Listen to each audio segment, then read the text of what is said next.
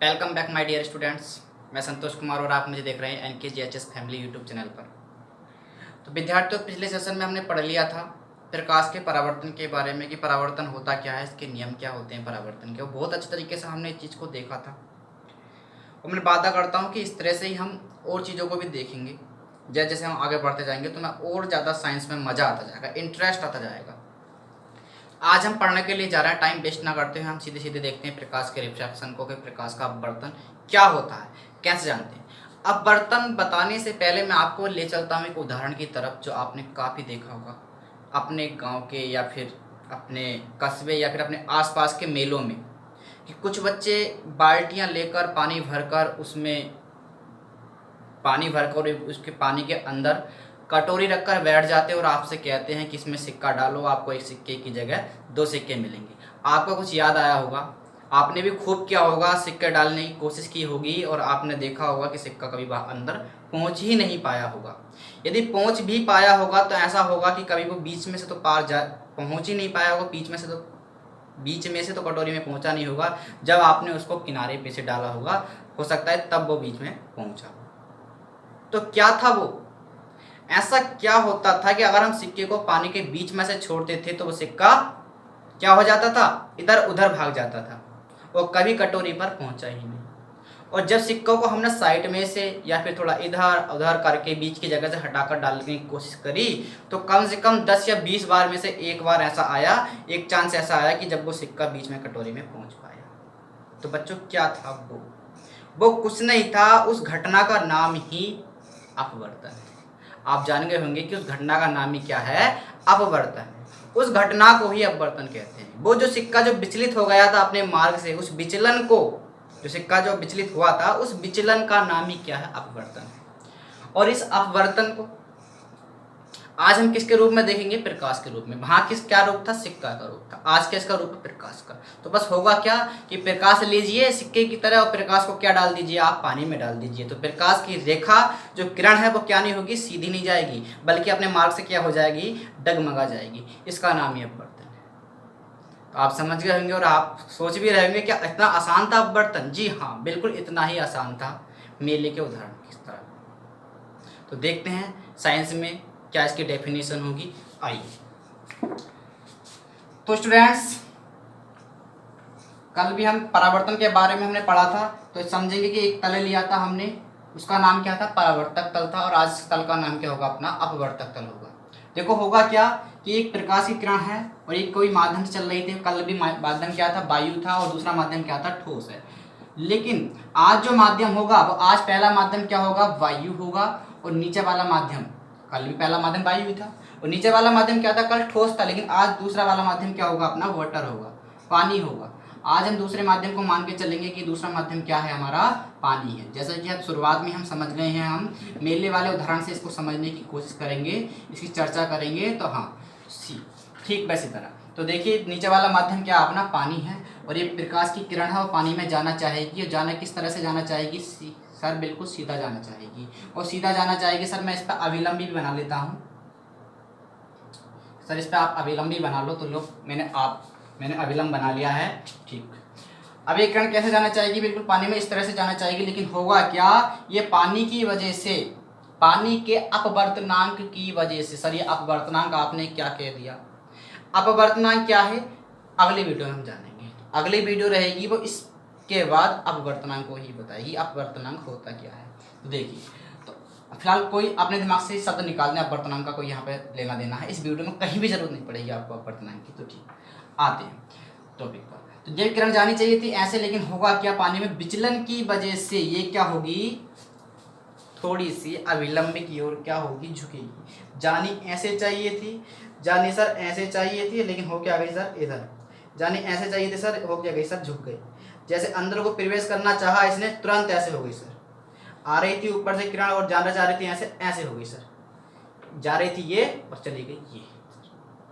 इसका नाम ही अपवर्तनांक है, इसको अपवर्तनांक कहते हैं। क्या डेफिनेशन होगी सर, डेफिनेशन तो बहुत ही आसान हो गई। क्या आसान हो गई, कि जब प्रकाश किसी एक समांग माध्यम से किसी दूसरे समांग माध्यम में प्रवेश करता है तो प्रकाश की किरण अपने मार्ग से थोड़ी विचलित हो जाती है। इस घटना का नाम ही अपवर्तन। इस घटना को ही अपवर्तन कहते हैं। सर आपने समांग माध्यम बोला, ये क्या है सर? तो स्टूडेंट समांग क्या है? समांग किसे कहते हैं? कक्षा 9th में आपने पढ़ा होगा जरूर, समांगी मिश्रण, विसमांगी मिश्रण। क्या होते थे समांगी मिश्रण? तो समांगी मिश्रण क्या होते थे? जिसके जो तत्व हैं आप पता ही नहीं लगा पाए कि इसमें तत्व घुले हुए हैं, दिख भी रही है नहीं, या मैं ऐसे कहूँ पूर्णतः शुद्ध विलयन को हम समांगी मिश्रण कहते थे, जिसमें एक ही प्रकार के कण हो, जिसमें एक ही प्रकार के कण हो, उस मिश्रण का नाम क्या था? समांगी था। तो ठीक, ये वायु तो है, तो वायु में जैसे कण यहाँ पे हैं इतने एरिया में, उतने कण इतने एरिया में होने चाहिए, इतने ही कण इतने एरिया में। पानी में जितने कण यहाँ हैं उतने कण यहाँ हो, उतने ही कण यहाँ, उतने ही कण यहाँ, यानी कि सारी जगह में एक जैसे ही कण क्या हो रहे हों, गतिमान हो रहे हों, उस माध्यम को हम क्या कहते हैं? समांगी माध्यम कहते हैं। सर अगर हम समांगी माध्यम ना ले तो क्या सर अपवर्तनांक नहीं हो पाएगा? बिल्कुल हो जाएगा, बिल्कुल हो पाएगा। जैसे जैसे चैप्टर में हम आगे बढ़ेंगे हम बहुत अच्छे तरीके से इन चीज़ों को समझेंगे। अपवर्तनांक तब भी होगा, अपवर्तन तब भी होगा जब किरण क्या होगा, अगर हम माध्यमों को चेंज कर दें तो किरण ऐसे हिलेगी, डगमगाती हुई चलेगी। बिल्कुल सेम तारों वाला उदाहरण, तारे टिमटिमाते क्यों? आगे इस साइंस में बहुत रोचक तथ्य आएंगे कि तारे टिमटिमाते क्यों। आपने कभी सोचे भी नहीं होंगे कि इस तरह से हम पढ़ सकते थे इन चीज़ों को, तो हम धीरे धीरे उन सबको एक करके देखेंगे। तो अपवर्तन हो गया, इसका परिभाषा भी हमने जान ली। इस परिभाषा को नोट कर लें, तो मैं बोल रहा हूँ, आप जरा लिखें चीज़ को, टाइम बचेगा क्या।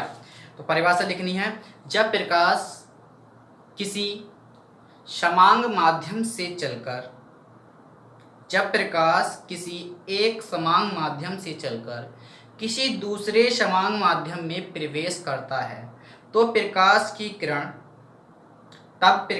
की किरण अपने मार्ग से थोड़ी विचलित हो जाती है, और इस विचलन की क्रिया को, और इस किरण के विचलन की क्रिया को ही हम अपवर्तन कहते हैं।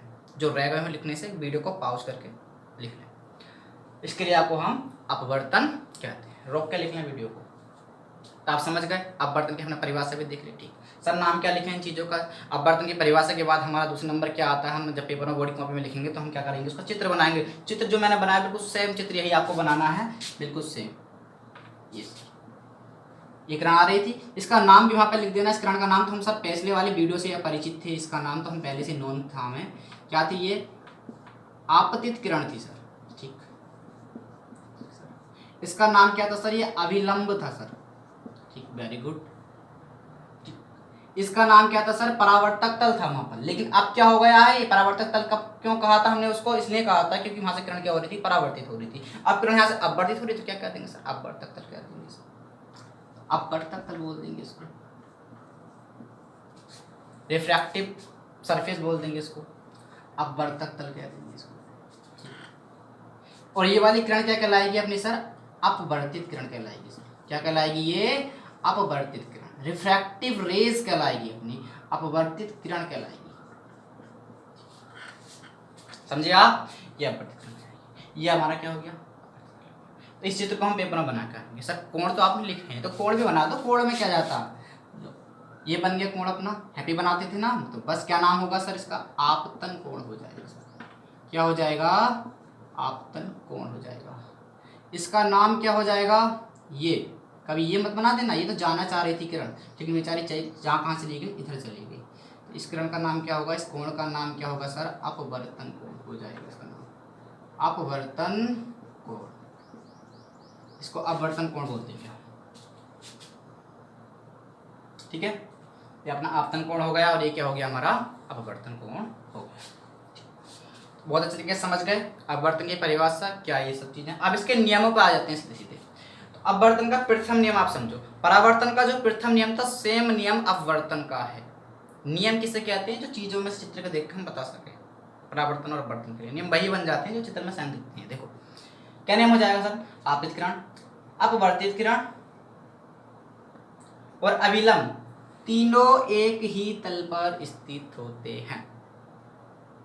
तो लिख भी लें इस चीज को, आपतित किरण, अपवर्तित किरण और आपतन बिंदु। इस बिंदु को आपतन बिंदु कहते हैं। आपतित किरण, अपवर्तित किरण और आपतन बिंदु पर खींचा गया अभिलंब, तीनों एक ही तल पर स्थित होते हैं।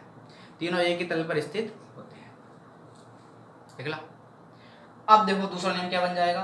दूसरा नियम क्या था परावर्तन के? कि आपतन कोण परावर्तन कोण के क्या होता है? बराबर होता है। अब देखो क्या है यहाँ पे, आपतन कोण परावर्तन कोण के आपतन कोण अपवर्तन कोण के बराबर है जी सर? बिल्कुल नहीं है। आपतन कोण अपवर्तन कोण देखने में भी नहीं लग रहा है सर। ये दोनों कोण जहाँ मेरी उंगली रखी, तो ये एंगल, ये और ये एंगल सर बहुत धरती आसमान का अंतर है सर। ये छोटा है सर, ये बड़ा। तो आपतन कोण अपवर्तन कोण के बराबर नहीं है, तो फिर क्या हो? तो एक वैज्ञानिक हुए स्नेल, क्या नाम था उनका? नाम जरूर याद रखना।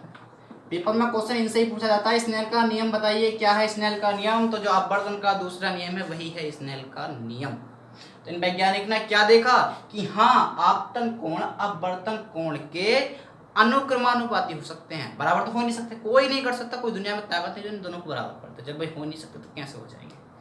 तो उन्होंने वैज्ञानिकों ने क्या बताया, उन्होंने क्या देखा कि उन्होंने एक चीज देखी, बराबर तो नहीं हो सकते, लेकिन ये एक दूसरे के क्या हो सकते हैं? अनुक्रमानुपाती हो सकते हैं। क्या हो सकते हैं सर? अनुक्रमानुपाती। याद करो क्लास 9th में आपने पढ़ा होगा बल के चैप्टर में F अनुक्रमानुपाती M1 वहां पर अनुक्रमानुपाती की परिभाषा बताई होगी आपके टीचर ने आपको। यदि नहीं बताई है तो कल की जो वीडियो है, हम जो कल को पढ़ेंगे अपवर्तनांक के बारे में, और वहीं पे हम चर्चा कर लेंगे इस अनुक्रमानुपाती के ही बारे में। तो स्नेल ने क्या देखा कि आपतन कोण जो है वो अपवर्तन कोण के बराबर तो नहीं होता, जबकि आपतन कोण की जिया क्या होती है? इंग्लिश में साइन कहते हैं इसको। आपतन कोण की जिया, और जिया में होता है साइन, और साइन कहाँ से लिखेंगे? साइन आई। आपतन कोण की जिया साइन आई, और अपवर्तन कोण की जिया साइन आर। आपतन कोण की जिया साइन आई और अपवर्तन कोण की जिया साइन आर एक दूसरे की क्या होती हैं? अनुक्रमानुपाती होती हैं। मैं यहाँ पर लिख लेता हूँ, जिसको से मिटा देता हूँ, जल्दी से स्क्रीनशॉट लीजिए इसका आप।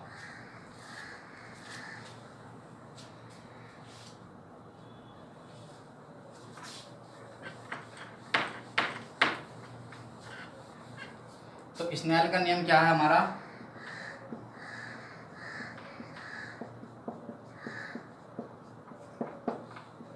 आपतन कोण की जिया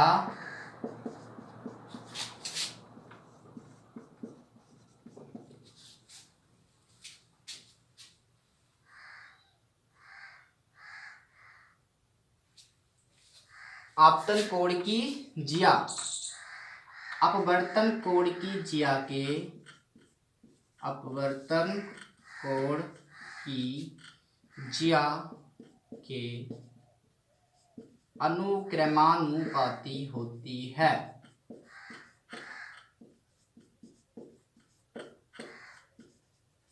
आपतन कोण की जिया क्या हो गई? साइन आई, और अपवर्तन कोण की जिया क्या हो गई? साइन आर, और ये दोनों एक दूसरे क्या हो गई? अनुक्रमानुपाती।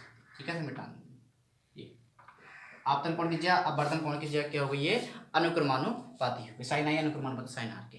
कल को इसकी चर्चा करेंगे अनुक्रमानुपाती होता क्या है। अब इस अनुक्रमानुपाती के निशान को जब हम हटाते थे तो क्या आ जाता था? एक नियतांक आ जाता था, और यहाँ पे क्या नियतांक आएगा? n आएगा। पूरा चर्चा करेंगे इसकी कल को, बस यहाँ पे इस टॉपिक को हम समाप्त कर रहे हैं और कल को इसकी चर्चा कर लेंगे। तो देखो अब क्या होगा, n गुणा में है और साइन आई इसके गुणा में, तो इधर भेजेंगे तो काय में आएगा? बटे में, और बटे में आ जाएगा तो क्या हो जाएगा? साइन आई बटे के साइन आर बराबर n। आप इसको ऐसे भी लिख सकते हैं कि n बराबर साइन आई अपॉन के साइन आर। बस इसको ही कहते हैं स्नेल का नियम। इसको ही क्या बोलते हैं? स्नेल का नियम। ठीक है, तो n क्या है यहाँ पर लिख देना वेयर, जहां n क्या है? n बराबर क्या है जगह? अपवर्तनांक, पहले माध्यम के सापेक्ष दूसरे माध्यम का अपवर्तनांक। लिख दो आप चाहे इसको, तो मैं सीधे सीधे लिख दूंगा, आप बोल के लिख लीजिए। अब मैं अपवर्तनांक लिख देता हूँ, पहले माध्यम के सापेक्ष दूसरे माध्यम का अपवर्तनांक। पहले माध्यम के सापेक्ष दूसरे माध्यम का अपवर्तनांक, ये n है। तो यहाँ पर लिख लेंगे वेयर n बराबर अपवर्तनांक, रेस्पेक्टिव इंडेक्स इसे इंग्लिश में बोलते हैं, रेस्पेक्टिव इंडेक्स n। ठीक है, अपवर्तनांक आ जाएगा। कल को हम इस चीज़ के बारे में पढ़ेंगे, अपवर्तनांक क्या होता है, अनुक्रमानुपाती किसे कहते हैं, इस वाली बात को अर्थात स्नेल के नियम में पूरी चर्चा कर लेंगे कल की वीडियो में। छोटी सी वीडियो ही, 5-10 मिनट का टाइम लगेगा, आप देख लेना उस वीडियो को। ठीक है, तो तब तक के लिए धन्यवाद, thank you very much. Video पसंद आई हो तो लाइक करना ना भूलें। Take care yourself.